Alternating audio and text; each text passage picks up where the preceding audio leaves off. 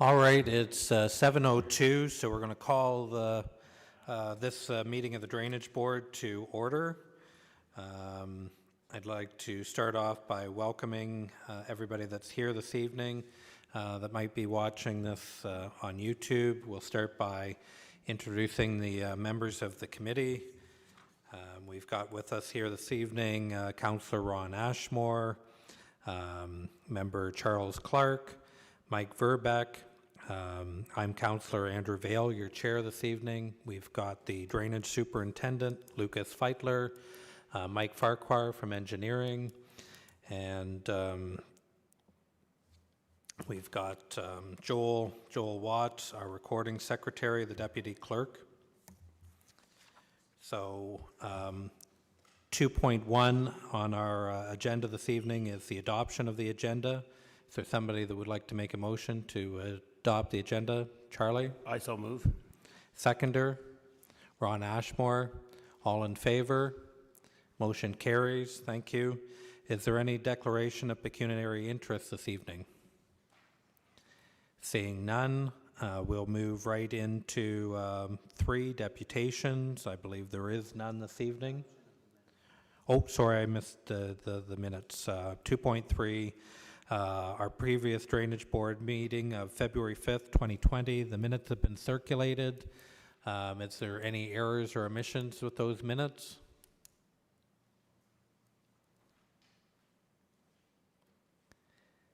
If there's none, would somebody like to make a motion that those minutes be adopted? Charlie, seconded by Mike. Any discussion? All in favor? Motion carries. Thank you. 3 is deputations, and I believe there is no deputations, right, Joel? So we'll move right into 4.1, memorandum from Lucas regarding direction of the engineer to proceed with the drainage report of the McEachran-Brown Municipal Drain. Lucas? Thank you, Mr. Chair. So we had our on-site meeting under Section 9 of the Drainage Act. The first on-site meeting was July 7th with both of the petitioners as well as the owners in the estimated watershed. The second meeting was the following week with the Browns and the downstream owners, the Lockoffs. Both meetings were informative, and minutes from the first meeting are attached to my memorandum. Section 9 of the Drainage Act states that owners in the land requiring drainage, as described on the petition, are to be invited to this meeting. Instead, we invited all landowners in the engineer's estimated catchment area, which is what you're looking at these maps. We did this in an effort to be more transparent and for landowners to have an opportunity for early input into the design. So the concerns at the meeting were typically about costs and the effect construction might have on the natural landscape. So the upstream owners were concerned that their land would be overdrained and that they will be left with a desert. Some landowners were concerned that they would be altering a watercourse. I explained that this was an old award drain whose initial primary function was to alleviate flooding on agricultural land. We also explained that a review and permit from the Lake Simcoe Conservation Authority would be required for any work. The engineers did their best to explain that the goal of the Drainage Act is not to remove all water, but instead to provide a more suitable outlet for tiles and surface flow. At the end of the meeting, I advised that all specific questions relating to the McEachran-Brown drain are to be directed to the designing engineer, and all general questions about the Drainage Act can be directed to myself. I followed up with emails to meeting attendees saying the same. I received 2 responses, which are included in my memo to the Drainage Board, and the emails echo the same concerns as explained above. So following the meeting, the engineers confirmed that the petition is valid based on Section 4.1b, and that's owners representing 60% of the land in the area requiring drainage have signed the petition. So as per Section 9 and 10 of the Drainage Act, we need to advise the engineer to proceed with a preliminary or final report. I'm recommending a final report for the following reasons. Until the report is finalized, the extent of work is unknown. The outlet is unknown, and therefore the length of drain and the amount of assessed owners remains unknown. The watershed is not yet determined, so we do not know which landowners will actually be assessed into the drain. Additionally, however likely, the engineer could also find that the drainage works are not required under Section 40 of the Act. Right now, by signing the petition, the petitioners are the only landowners currently financially responsible for the drain, and they have indicated their desire to proceed with the final report. Because of this, I feel recommending a preliminary report, which will add costs to the drain, to accommodate landowners that may or may not be assessed into the drain is not practical or fair to the landowners who have made themselves financially responsible. Should, at the meeting to consider the report, the petition become invalid, the petitioners, the Browns and McEachranes, will be financially responsible for the engineer's costs to date. So the second on-site meeting was held on July 14th, and that was with the Browns and the Lockoffs, which are the downstream owners from the Browns property. Again, we explained the procedures of the Act, and the Lockoffs had some concerns about how the work would affect their property, but they also understood the need for an improved outlet. The other issue of this meeting was that the tiles the Browns installed further down Palestine Road, which travels through a culvert under Palestine Road and dumps onto the Lockoffs property. This is outside the catchment area you can see on this map. It is further west and would not fall into the engineer's estimated watershed. So the Browns outletted 3 tiles into the north side road ditch of Palestine, travels underneath Palestine Road and outlets onto the south side, which is the Lockoffs property. No permissions, approvals, or agreements were in place for this work, and as a result, the Browns were requested to cap their tiles until a solution can be determined. The Browns have now capped the tiles and are looking into running an 8-inch header parallel to Palestine Road to outlet into the watercourse further west on their property and away from the Lockoffs. So, however, depending on where the engineers determine there's sufficient outlet, this land may end up being assessed into the drain anyways, if the sufficient outlet is further south than they estimated in that drawing. Then the watershed will therefore increase. So an alternative to my recommendation would be to proceed with a preliminary report, and that is a report that only contains a sketched plan and an estimate of the cost of the drainage works. Okay, thanks, Lucas. Is there any questions for Lucas on the report?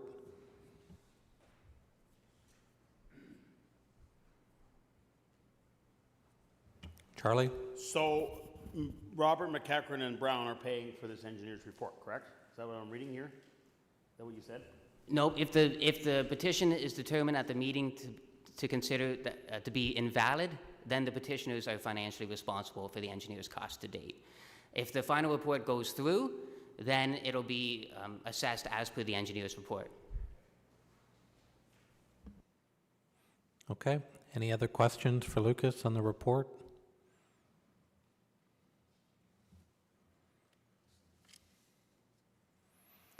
All right, if there's no further questions, I believe the recommendation of Lucas is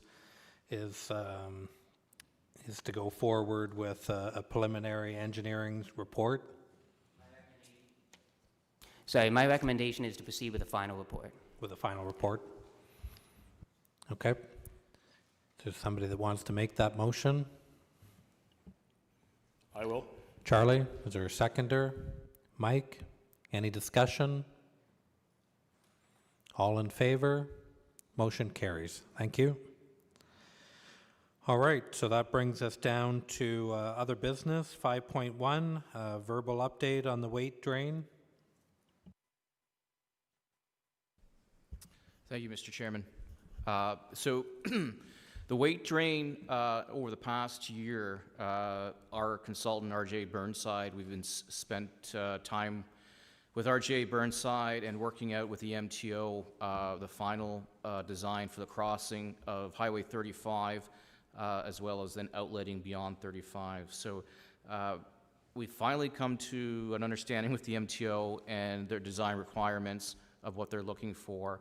Our next stage with it will be within a month, will be the geotech, which will be done on Highway 35, where we'll be coring through 35, taking samples to further the design for the culvert crossing, which the MTO is looking for, to get a better understanding of how we're going to comply with their policies. So I see that happening within the next month. Then we'll proceed with the final design and then the tender, and then most likely we'll be tendering next year for construction. Thanks, Mike. Any questions for Mike on the weight drain report? Seeing none, We'll move into 5.2, verbal update on the Webster drain. Sure, sorry. Can I get a motion to receive the update on the weight drain? Charlie, seconded by Mike. All in favor? Motion carried. Update on the Webster drain. Thank you. So the construction is complete on the Webster drain. I'm still completing ongoing inspections to ensure seed takes, erosion is controlled, and the banks are stable. The heat waves and torrential downpours did not help seeding. So the city had a final walkthrough with all the abutting landowners who confirmed their satisfaction with the drain. The project went very smoothly, no major issues during construction. The only issue was the quantity of rock was larger than expected. However, we were able to break it apart as opposed to blasting it apart. The total estimated cost was $271,850 plus tax. The actual cost to date is approximately $264,000 plus tax, and no additional bills are expected. That cost includes engineering fees to date and an estimated final engineering bill, construction costs, material testing, permitting fees, and additional seed. And that's all I have for the Webster. Thanks, Lucas. Any questions for Lucas on the Webster drain? Charlie? Talking to one of the landowners, and he was quite happy with the work. He thought that everything went well, and he really credited you for doing a good job, Lucas. Ralph's Thank you happy? very much. Ralph's happy? Yeah. He was very happy. Good.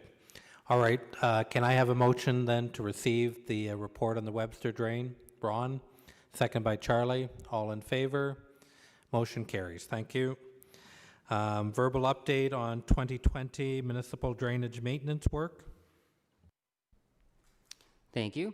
So currently, we have a tender being worked on for the Ops 1 municipal drain. It's approximately 800 meters of ditching of the Ops 1 north of Colburn Street. So we're still waiting on a conservation permit and survey before I can release the tender. I do not plan on initiating a large maintenance contract this year unless there's a major issue or a request from landowner. Okay, thanks, Lucas. Thank you. Any questions for Lucas? Charlie? Yeah, I'd like to, that drain down there, you know where we talked before. The Ops 5 drain? Yeah. There's been one landowner asking some questions that he feels that there's some cattle that are drinking or accessing one of that drain there. Do you know anything about this? Through you, Mr. Chair. Is that the downstream landowner? Yeah. So I did issue a letter to that landowner requesting him to remove that obstruction. He contacted me. I talked to him. He wanted to add a private culvert crossing at that location, which you can do through the Act. So he was to contact Mike Garrett's drainage engineer to amend the drainage report. But I have to follow up with that because since the COVID-19, that kind of fell away, and I haven't followed up, so I will. Okay, any other questions for Lucas? Ron? Thank you, Mr. Chair. Through to Lucas. A couple of times we've met over the last year, and thanks very much. It's excellent. Just this spring, you were able to make yourself available to a couple of locations. I don't need to get into the locations, but just generally, like if there are any maintenance that has to be done, do we go through Public Works? You have a look at it, which was great, but there's only so much budget in the Public Works, right? And if a particular landowner has asked for some minor cleaning to be done, can we always refer it to Public Works, and can they prioritize that work? So through you, Mr. Chair, if it's a municipal drain, then you contact me. If it's a roadside ditch, then you would contact Public Works initially.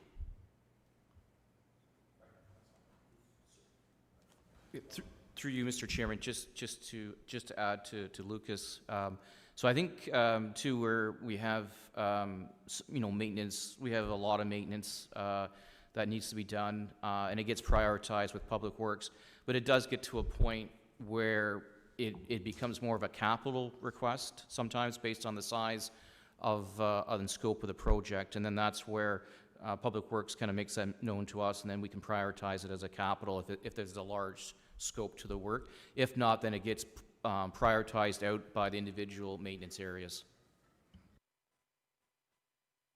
follow-up question.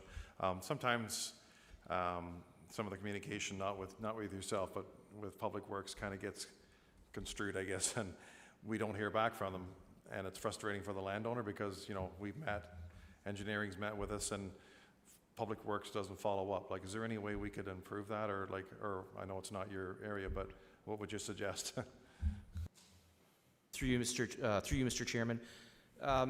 You can always follow up with us, anything, you know, with drainage, and then if it doesn't fall directly related to municipal drain, we can then, or I can follow up with Public Works on those issues. All good, Ron? Charlie? I think you're talking about Wayne Martin's ditch, right? Because he approached me this week again, and he wants to know what's going on. And he spent $100,000 plus there in tile drainage that's not effectively working because of this ditch on the road. And Ron, I give him credit, he took the initiative through and took Lucas out, and Jeff, they've all worked on this hard to get something done for him, but nothing's getting accomplished. And I think as a drainage board, you know, we have to get rattling Public Works chains. These things have to get done. I mean, this is an important thing for this guy. This is how he makes his living off a farm. So I just think, you know, we have to really make sure these things are getting followed through on. Okay. Ron? Yeah, thanks for that, Charlie, because that's exactly what the dilemma is. We don't get any communication back from Public Works, no matter how, you know, much we try. But yeah, we met with Wayne Martin and Homer Schroeder on another matter off Colony Road, and it gets frustrating when, you know, we've met in, I think it was March or April, and we still haven't had any communication with the Public Works. So even the supervisors in the area, it's really frustrating for me anyways, and let alone the landowner who them and their family are trying to make a living out of their land, and they can't get it clean, they can't get it maintained because there's a bureaucratic boondoggle, because we can't get Public Works to respond to councillors or other staff and engineering. So I think that's got to be improved. Hope it does soon. Thanks for your work. Lucas? And just to add through you, Mr. Chair, I have no problem meeting any landowner in Kawartha Lakes and just talking about the Drainage Act and options through the Drainage Act with municipal drains and mutual agreement drains. Go ahead, Ron. See, the thing is, they're related, like engineering, like municipal drains. You can have municipal drains and you can have municipal drains and you can have drains on a road, and they're related, and that's the thing, they mesh together, and you have to involve Public Works. But if they don't communicate with us, then it's frustrating. So that's where the dilemma is. Hopefully it'll work out. We'll get some response. Charlie? Would it be a good idea to invite somebody from Public Works to our next drainage board meeting so that they can hear firsthand from us? Like, I mean, this is getting to be a major issue, and I mean, Wayne Martin even went as far as to say the other day that it's been dry this summer, he could clean it up with his own tractor, but he knows he can't do that legally. So, I mean, when people get that frustrated, we need to get some action. And I think I would make a motion that we invite somebody from Public Works to our next drainage board meeting, even if we have to have one during the day. Thank you. Okay. So would it be more effective if the Drainage Board was to draft a memo to Public Works with something, a procedural change or update or whatever, when there's a municipal ditch involved with municipal drain? Would that be more effective than having Public Works come to a Drainage Board meeting? Mike? Through you, Mr. Chairman. Maybe something in the realm of a memo for maybe the director to respond to, just in regards to how Public Works prioritizes their maintenance schedule yearly each area. Now, and just back to Ron's point, councillors, in regards to, so we have a process for mutual agreements where there's not necessarily a municipal drain involved. However, there's an outlet required for a field for drainage to a municipal ditch. And then we get together, agree on the work that has to be done, and that's really, it's through Lucas. The policy is through the existing city policies, through the drainage superintendent, and we do involve public works, and sometimes there is a need to clean out a municipal ditch to be able to have a better outlet. And I guess maybe that's the point, whether we have to follow up with public works. And normally sometimes though, public works will determine whether that ditch needs cleaning out. And if it doesn't, then it falls on the onus of the landowner who is requesting the outlet if they need it at a certain level for freeboard. And then that becomes the responsibility of the landowner to schedule and then do the work through the process with public work. Then the other part of it is actually where we do have a ditch that needs to be cleaned out, and then how that prioritizes with the workload of public works. But we could structure maybe a memo around that, how maybe public works prioritizes their maintenance schedule, and if priority could be put towards drainage needs where there's a mutual agreement in place. Okay. Does that make sense with the other drainage board members that as a board will draft a memo to Public Works requesting some prioritization and some better communication? Does that work? Mike? When you say communication, I think Charlie brought up a good idea about having maintenance people come to the meeting, because us three could have a verbal conversation and they might divulge how they have to tackle things. So right now, like Charlie, I think what we're kind of getting at is we're hearing it second person. Yep. If we know how they're kind of prioritizing or what their thought process is, we could maybe communicate to landowners with a little bit more knowledge or a different angle on how to go about what ultimately needs to be done, get water moving. Okay. All right, so let's do that then. I'll reach out to Brian Robinson and ask him if he can. We'll put a section on next drainage board's agenda for Brian to give an update from Public Works as to how they prioritize.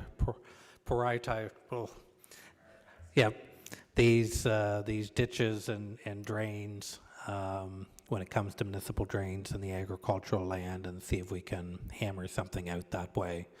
The other side too is, I guess, if we're having these conversations with landowners before a board meeting, right, then maybe we should be contacting Joel and having something put on the agenda. So if it's specific to a certain area like that, then we could have somebody from Public Works, the area manager or something like that, here at that meeting to actually answer questions and deal with whatever the issue is, if that makes sense. Okay? Go ahead, Ron.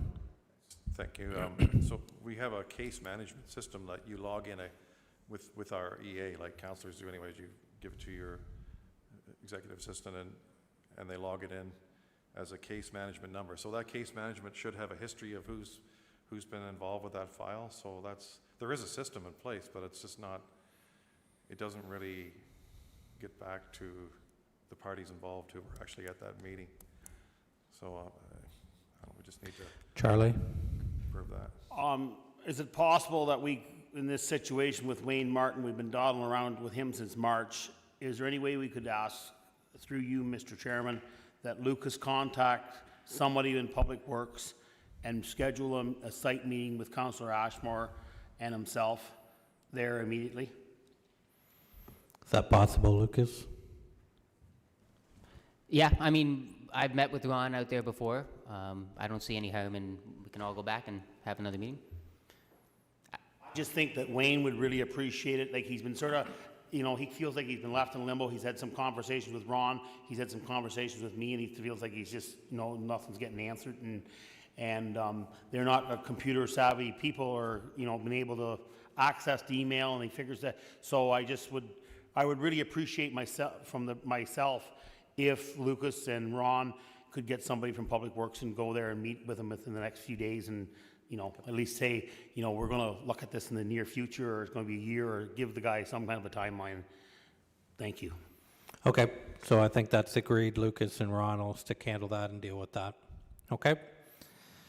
Can we have a motion to accept the update on drainage works? Or receive the update on drainage works? Charlie, seconder. Mike? All in favor? Motion carries. Thank you. 5.4, amendments to the Drainage Act. Thank you, Mr. Chairman. Joel, could you please put up that schedule for the Drainage Act changes so we can follow along, if you guys can see that? So there's a number of changes in the Drainage Act that I'd like to go over right now. So I'm hoping you guys can follow along. This would be in your agenda package. Okay. So the first change is that they added two definitions. They added prescribed and regulations. So the definitions for prescribed is prescribed by the regulation, and your regulation is a regulation under the Drainage Act. So right now, the Act defines who's supposed to be invited to certain meetings under the Act.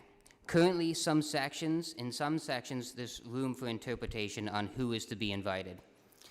As a regulation under the Act, the minister will define the prescribed person who receives these notifications. So there's less guesswork on our part, on the clerk's part, and the designing engineer's part.